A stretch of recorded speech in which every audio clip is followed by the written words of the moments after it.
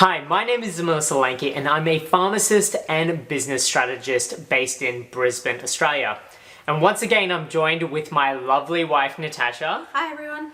And we're actually, coming to the pointy end of our pregnancy now. So this is our next video in our pregnancy journey series. We're at the 38 weeks tomorrow actually. Yeah. So we are very much at the pointy end of the things right now. And what we wanted to do before Bub or baby S does come into the world, we wanted to touch base and just give you an update with our journey so far. So Natasha, how's it been these past couple of months since we last spoke to our audience? It has been good. It's been a bit full on. We've been very busy kind of getting ready for baby S, and I think the main part of that has been really the antenatal classes and kind of focusing on how we can prepare for the next sort of stages and labour and birth, and how we can work together and sort of coming out of those classes tie everything that we've learnt. And there was a lot I wasn't aware of and didn't know, which I think has sort of been highlighted throughout the pregnancy series, kind of just continuous learning along the way. But I guess we did two different types of antenatal classes. The one that was run by our obstetrician and midwives, which if I can call it your slightly more traditional type of antenatal class.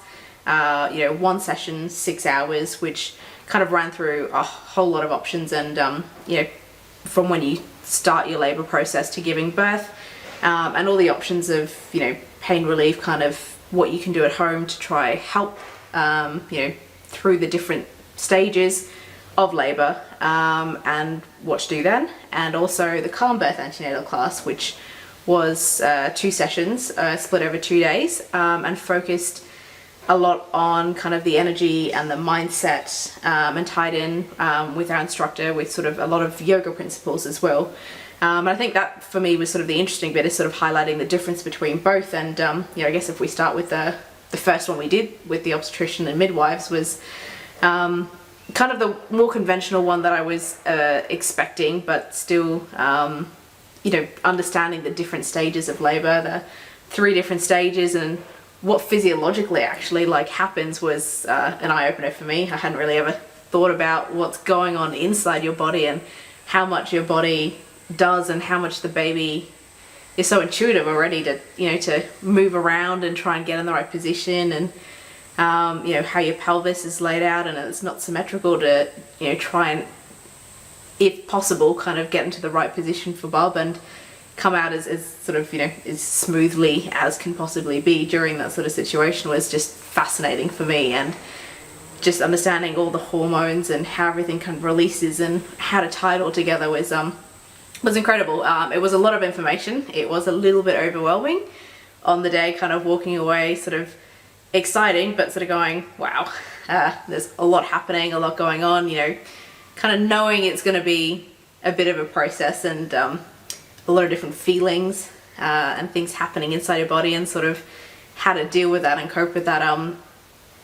Probably took me a couple of days to sort of just get my head around and just start to get comfortable with and really process, but it was a really good place to start tying the information together and sort of going, okay, what's actually happening and how do we prepare for this, and how does Emil kind of support me as best he can, whilst physically I guess I'm kind of going through the labour. It was really eye-opening, I think, the amount of focus and the attention of how much Emil would really play, and the part that he would play kind of getting to hospital, interacting with the midwives, with the hospital through the whole process, and really supporting me through the pain management, through labour, the different phases, and what he could do and how much he could actually get involved in, was also a bit of a surprise for me, because I'd never really heard about it much or had many people speak about it. It was the focus is always on the woman for good reason, but it was just eye-opening as well to sort of know that there was a lot more I could lean on you for, and that you'd be there to support me. And I think you've touched on that, just leading into that point, is that whether it's a support person in general, whether it's a partner or a friend or someone, because we've been blessed so far. So these past couple of months has still been fantastic for Natasha. Yes, it's getting a little bit hot now in Brisbane, in sunny Brisbane, but overall, it's been a really, really great pregnancy. Yeah. So we've been very blessed in that regard, and we totally appreciate that that's not, I guess, the normal for a lot of other people. I think as well, one thing that we want to sort of clarify as well, and the reason why we're going through so many of the classes, not to discredit it for other forms of birth, but we are looking at a natural birth. Yeah. It's important to note though that the information that you're given in these classes is so essential for whether or not you're having maybe a planned C-section, a natural birth, or some other form of maybe an inducement even. And we'll touch on that later on in the video as well, because that's actually something that we're now needing to consider, because Bub is actually a big bub, and Tash is on the smaller side. So when we look at the, the safety of mum and Bub, one of the things that our obstetrician has discussed with us is inducing the labor and the pregnancy. So one thing we'll touch on in a little bit as well. So Natasha also talked a lot about, mindset as well. And now taking a step back, because you may have heard Natasha talk about a philosophy or a prenatal class called Calmbirth. Now, Calmbirth was introduced decades ago to Australia by a gentleman named Peter Jackson. You may have heard of hypnobirthing. Now, hypnobirthing is a big, prenatal sort of training process, and even a birthing style and a birthing method that's mentioned quite a lot throughout the States and overseas. But so essentially what Peter Jackson has done is he's brought that knowledge from overseas and adapted it more to our Australian healthcare system and our cultural beliefs as well as a community in Australia. We were actually really, really fortunate, and as Natasha kind of mentioned as well, that we found a coach in Brisbane, and details are in the description box below because we'd happily recommend her. But that actually combines the Calmbirth method through yoga principles as well. Yeah. So Tash was empowered through the exercises required to help prime her body to deliver a safely in a natural birth format. So that's been really, really effective as well. Natasha also mentioned that that involved a lot of mindset. Now, speaking from a pharmacist's point of view, I'm very well aware of the pharmacological interventions or pain relief options available during a labor process. There are medicated options. They all have different varying degrees of efficacy or effectiveness, and also potency, or how strong it actually works. And there's different stages that one person might use them. So the first one might be the gas, the second one might be like a morphine drip as pain relief, and the third, most commonly, is an epidural. Now, a lot of people do use epidural. The only biggest, limitation with using an epidural is that then you are bedridden because you cannot feel pretty much from your waist downwards. Now, being, a natural birth that we're going for, we're trying to incorporate as many active measures as possible to help manage that. And one thing that Natasha and I have been working with together, and this is, the important role of a support person, not just for the day itself, but leading up to it, is practicing the breathing techniques, the non-pharmacological techniques to manage pain, which actually have been clinically proven to reduce the feelings of pain by at least about a third in many people. So that's quite a significant reduction just through strategies and techniques. So Natasha, coming from a non-medical background and not knowing much about, you touched on it before already, how did you find, being empowered with the knowledge has changed your perception in the birthing process, particularly because we're so primed with an idea of it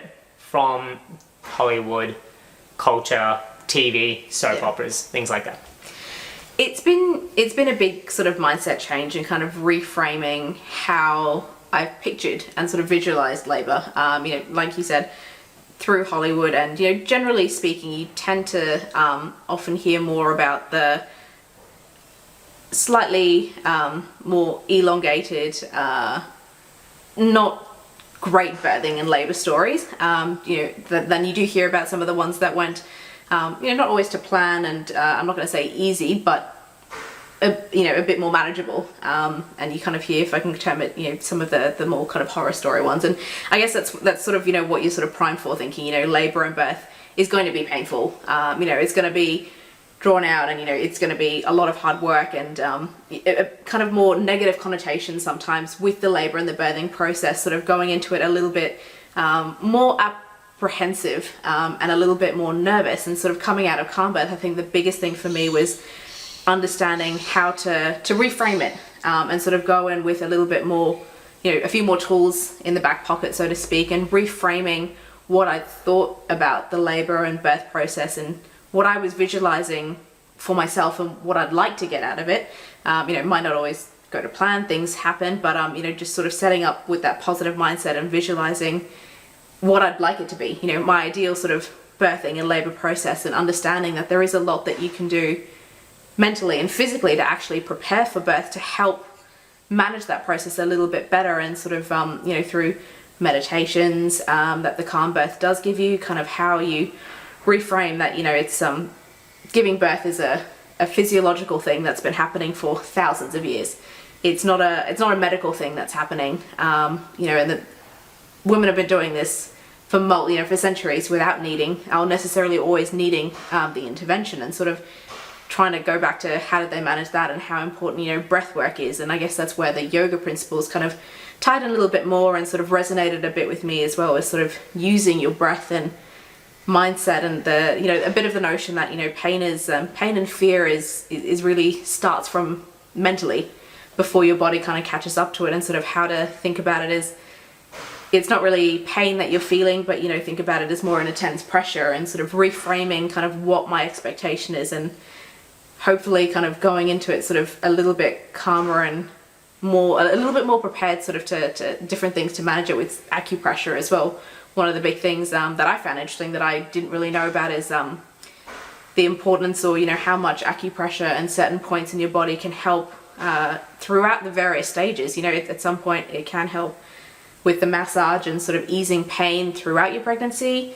Can also be used to help induce labor, which was fascinating, and also some of the pain relief during labor. So certain points that just help through contractions, either during contractions or in between contractions, that kind of can help your pain relief, and sort of help refocus and mentally get you through, not necessarily focusing just on what's happening, but and sort of acknowledging it, not distracting yourself, because there's a lot going on with your cervix and things that are moving in your uterus, but giving you something else to be aware of with your body, a different sensation that can sort of sometimes ease that immense pressure that you're feeling was huge for me. And kind of constantly writing down what my labor of love is, what I'm visualizing for that birth and that moment, and kind of just constantly talking to myself and talking to the baby about sort of working with her and my body to try and achieve that. So that was it was a big shift for me.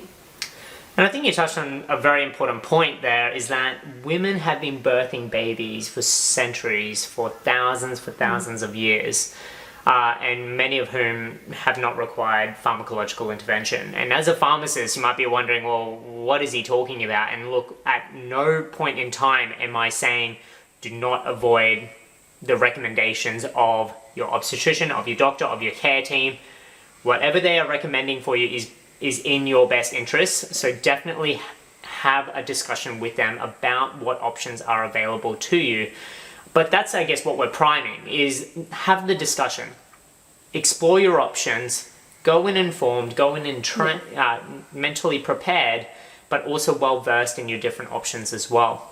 Finding someone that works with whatever values, beliefs, whatever modalities that you wish to undertake in your birthing process is really important as well. And we've been blessed to find an amazing obstetrician who is on board and open to these sorts of processes as well.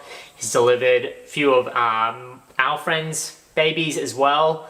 So that's been a really, really empowering thing as well. If you're feeling that you're kind of disconnected with your care team, then have those conversations with them nice and early.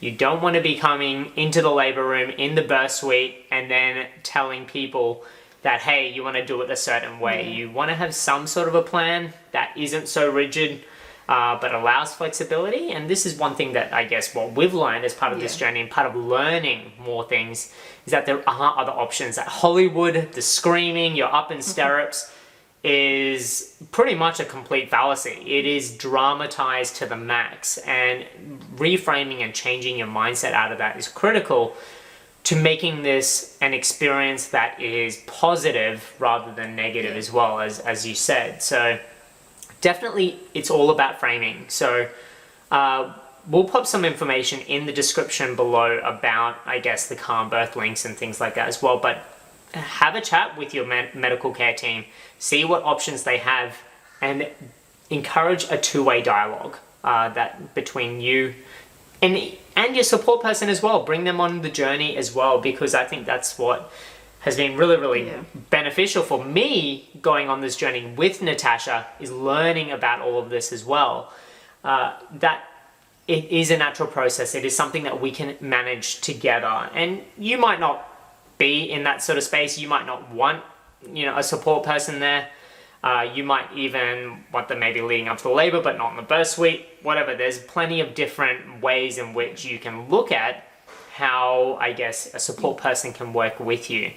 But bouncing those off someone else and someone trusted and close to you is going to give you the confidence that you've got this, And regardless whether or not you're doing a planned C-section, inducement, natural birth, spontaneous labor, spontaneous birth, whatever it might be, every person is different. Every person is going to have a different experience. And we'll definitely tell you about our experience when it's all done and dusted, which is, like we said before, not long to go now.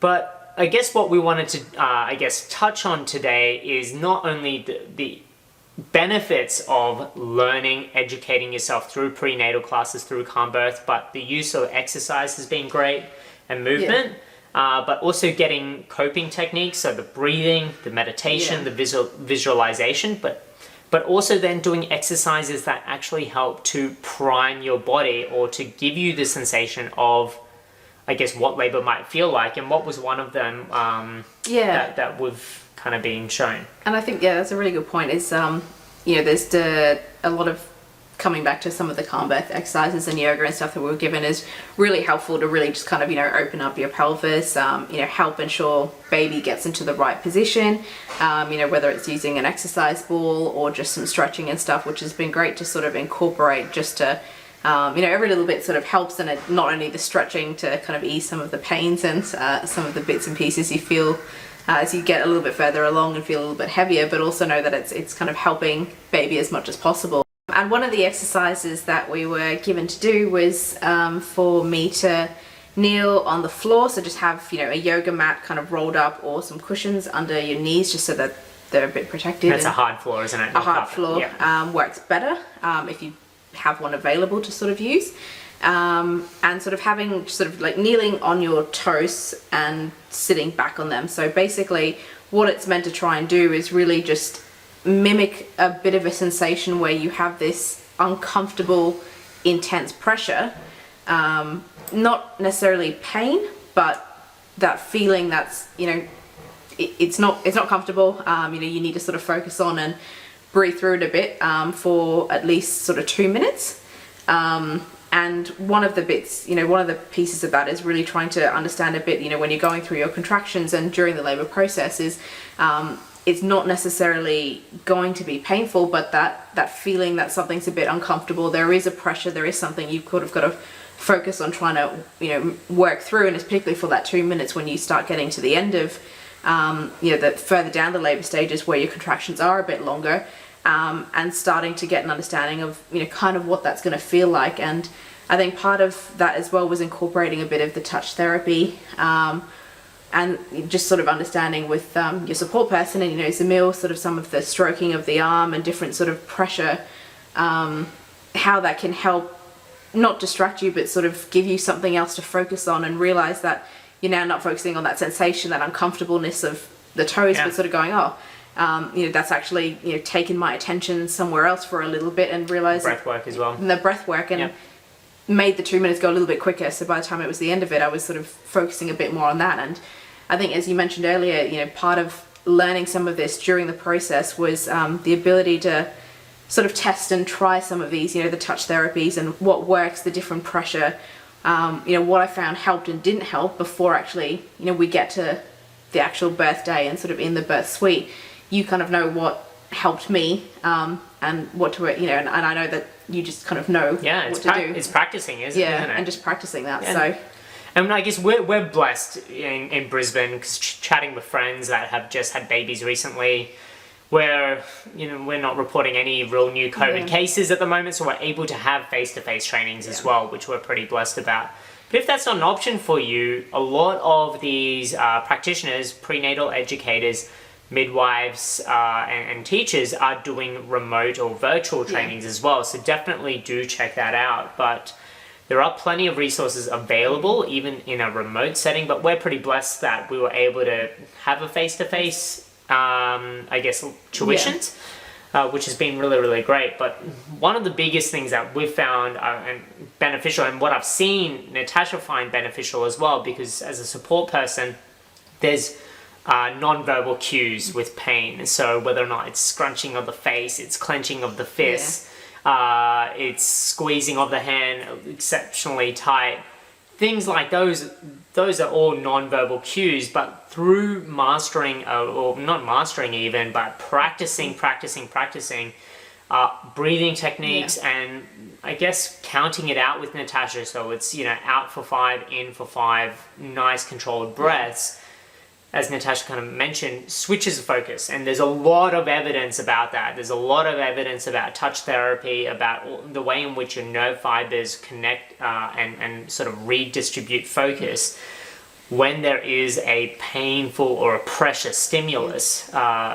There's a lot of evidence out there to support it, which has been really, really cool from my perspective, as well as learning about these other techniques to help my other patients as well. So if you are watching this and you are a healthcare professional, I'd really encourage you, for your own benefit, but for the benefit of the people that you work with and the patients that you see, is to start looking at these other modalities and therapies to help support your patients, not just with managing pain or pressures during labor, but a lot of other chronic pain issues or even acute pain issues that you might come into contact with in your normal practice.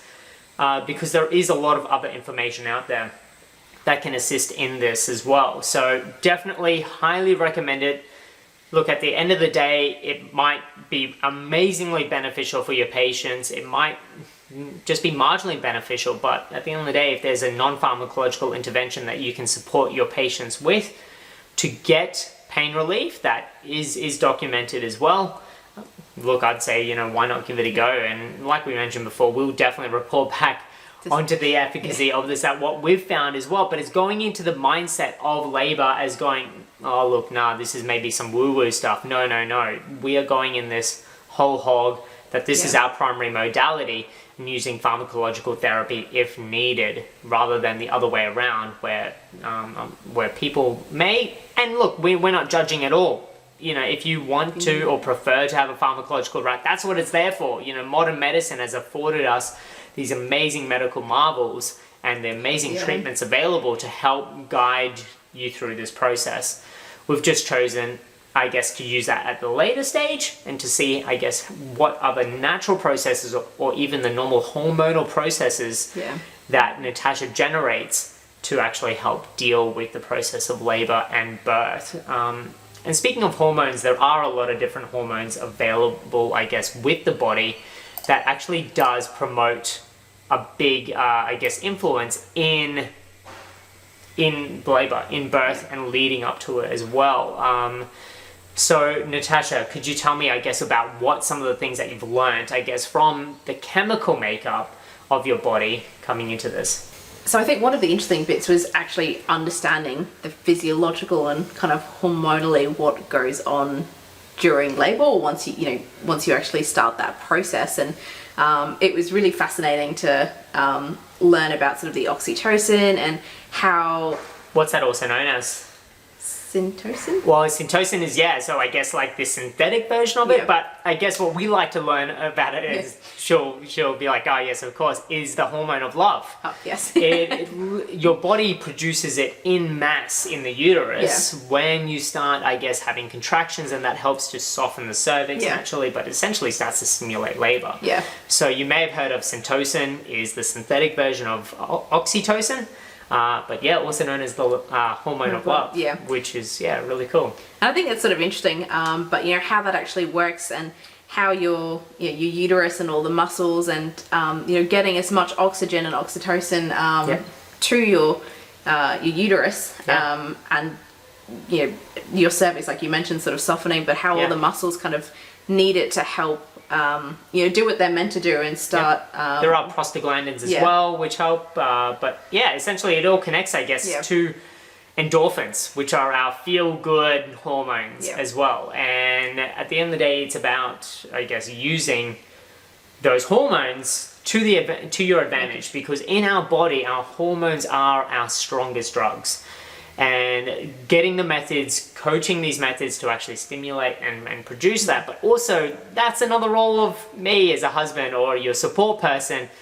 If it's the hormone of love, it's not about making love, it's about showing affection. It's through the touch therapy, it's through massage, it's through things that make her feel very comfortable, but also empowered, knowing that she's got it. Knowing that she's got it regardless whatever comes our way. Yes, we've got a plan in place, but we all know that everyone's labor is different.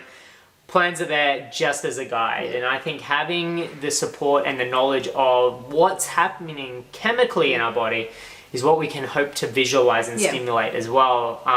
And that's been something even that we've found leading to all of her, I guess, closer to the pointy end sort of work in terms of, say, expressing colostrum as well. So Natasha's been expressing colostrum using these sort of 3 ml syringes and caps, and I'm going to pop a link in the description box below, because I've been asked working in various pharmacies for these sort of syringes, but haven't had them available in that pharmacy. So your local pharmacy may have them, and please definitely go to your local pharmacy, hashtag support local, for these. But if they don't, you can definitely show them this video and they can get it in for you. Otherwise, there is a link in the description box below.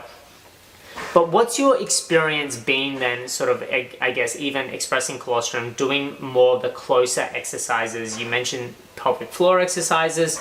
We've been lucky that you've been working with a physio as well, which has been fantastic.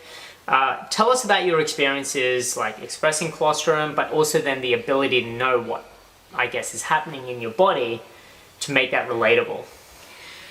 One of the big things I think was, with expressing colostrum, I think we started from that 36-week marks, and really it's sort of just, massaging the breast and sort of understanding all the ducts that are flowing towards the nipple, and really just trying to start collecting some of that initial, the colostrum, sort of what you're initially producing. Or the liquid gold. And the liquid gold, that baby's going to need, from when she's, pretty much from when she's born, for the first couple of days, that's going to give her all those nutrients. And interestingly enough, kind of not really knowing what to expect early on, or how this was going to work, or how much we were really going to get, it was fascinating to sort of, the more Zamil and I were sort of just talking, just sort of saying, thank you for, to my body for being able to do this without even really thinking about it. It's not like I've consciously been doing anything in the background. Your body just automatically starts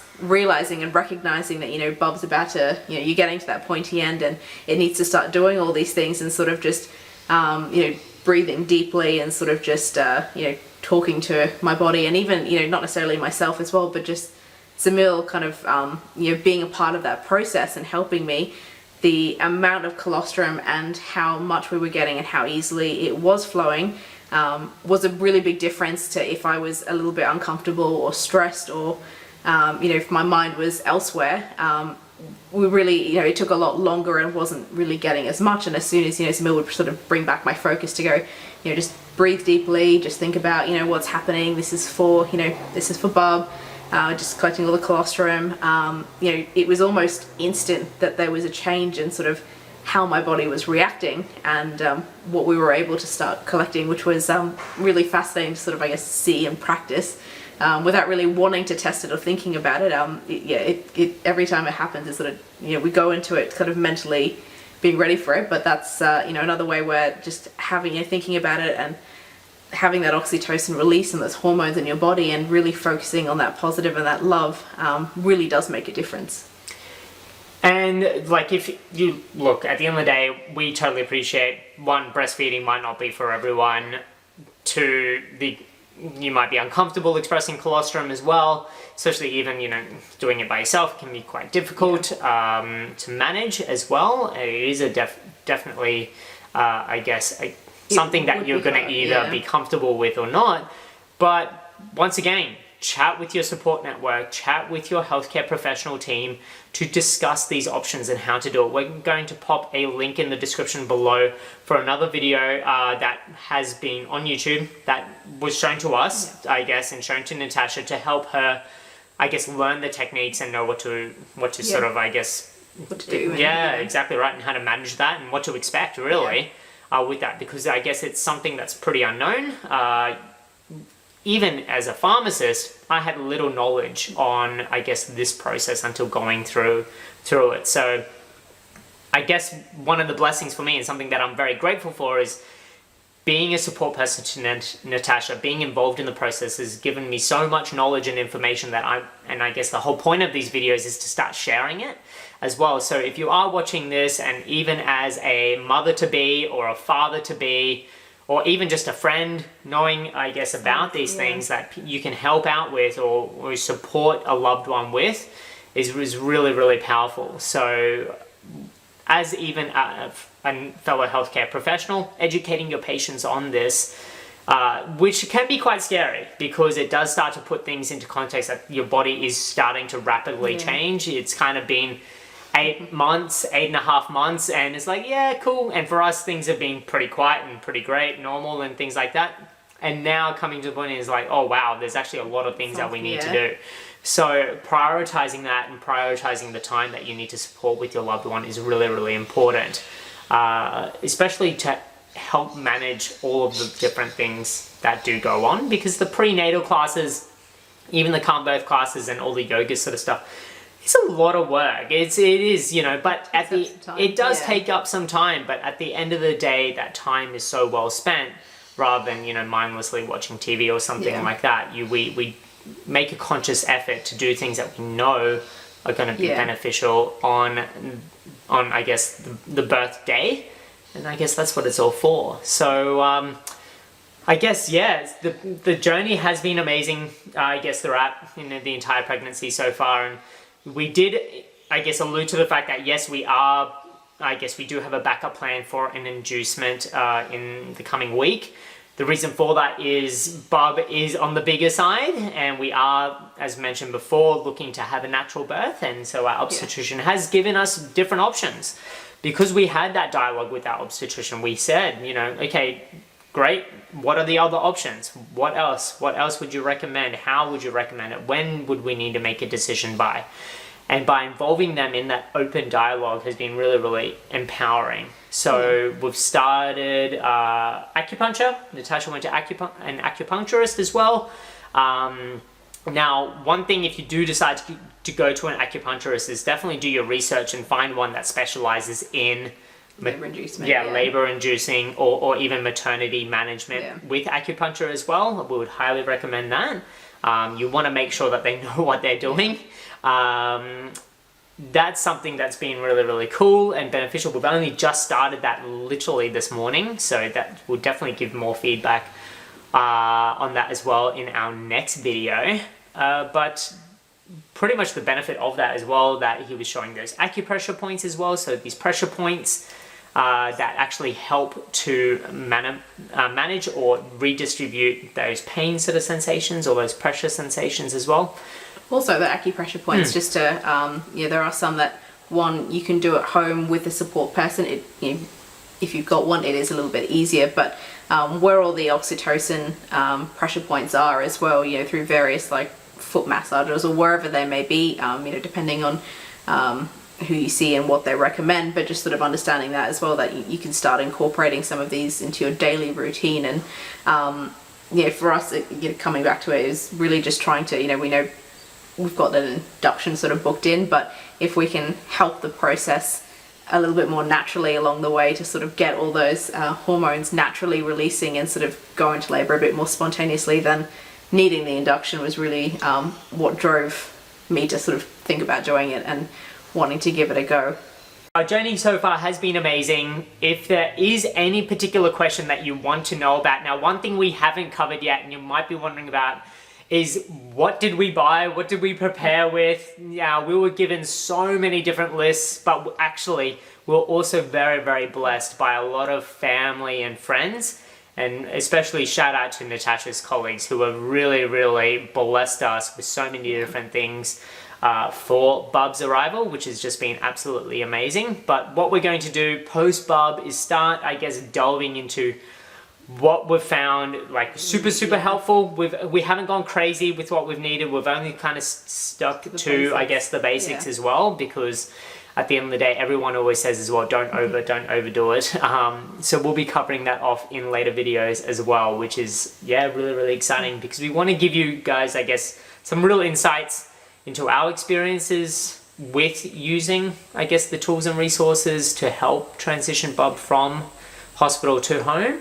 But also, I guess, that whole post-birth experience as well is going to be an exciting journey, because that's, especially for me, as the husband, as a support person, that's where it's all real, is because she's definitely been the one holding the fort for the 9 months, and now I guess that's where I will have the opportunity to step into this as well as the support person as well. So we'll be covering that off. But like I mentioned before, if you are interested in checking out some Calmbirth stuff, I've popped a link for who actually assisted us in Brisbane. I believe she does parts of the Gold Coast as well. Otherwise, she can definitely assist in putting you in touch. But the Calmbirth website also has a whole list of the practitioners as well. But like I said at the start, use your support team, engage with them early on. Don't leave this to the last minute. Have a chat with them about their receptiveness to, I guess, the other options that are available, just to make sure that you both are on the same page as well. And that's really, really important that you kind of do that early. You don't want to get to the really pointy end and realize that the person that you've entrusted with isn't on the same page as you, or has very, very different views with you as well. But feel free, comment below as well if you do have any questions. We love hearing about, I guess, your stories as well. And that's the whole point about this, is that we're sharing our story, so we hope that you can share yours, not even directly to us, but even feel empowered to share it with a loved one, a friend or a family member or support person. Because the whole point of this is removing the difficult conversations, is normalizing the conversations around the whole pregnancy journey, because it is such an incredible journey. It is such an incredible journey, and I've been blessed to see Natasha. It is, isn't it? And I've been blessed to see Natasha go through this, absolutely remarkable journey. And we can't wait and to share, I guess, the next stage of news. So, I guess, Tash, did you have anything else that you wanted to add? No, I think, you pretty much covered it. And really, I think it's really just that empowerment of knowledge of trying to get as much information and knowledge, and then sort of just working out what resonates with you and your values and beliefs. And like you said, just having those discussions early on rather than leaving it to the last minute. And not everyone will feel comfortable doing everything or resonating with everything that we've talked about and we've been through, but I think it's just that knowledge empowerment again, and trying to give you as many tools or just be aware of as many things as possible to help you out. And that's it. So like I said, if you have any questions or comments, please post them below. But like I said, this might be not for everyone what we're doing. Always take the advice and, listen to the advice of your healthcare professional, because that's what they're there to do. But having that two-way conversation is really important as well. But utilize the team around you to make the best decisions for your overall health and Bub's health as well. So that's really important. But guys, we can't wait to, I guess, make the next video, because that will most likely be with Bub as well. So we're very excited. But thank you so much for watching and for sharing this journey with us so far. It's been absolutely amazing. And the feedback and the love and the support that we've received. We've had cards sent to us from overseas, and you know who you are. Big shout out to Alex as well. So thank you so much for your love and support, and that's all the way from overseas, and we really appreciate that as well. Yeah, because at the end of the day, we're making this for our collective community, and we really appreciate, I guess, you coming on this journey with us. So thank you. But till next time on the other side, have a great day, and we look forward to chatting with you soon. See you then. Bye. Bye.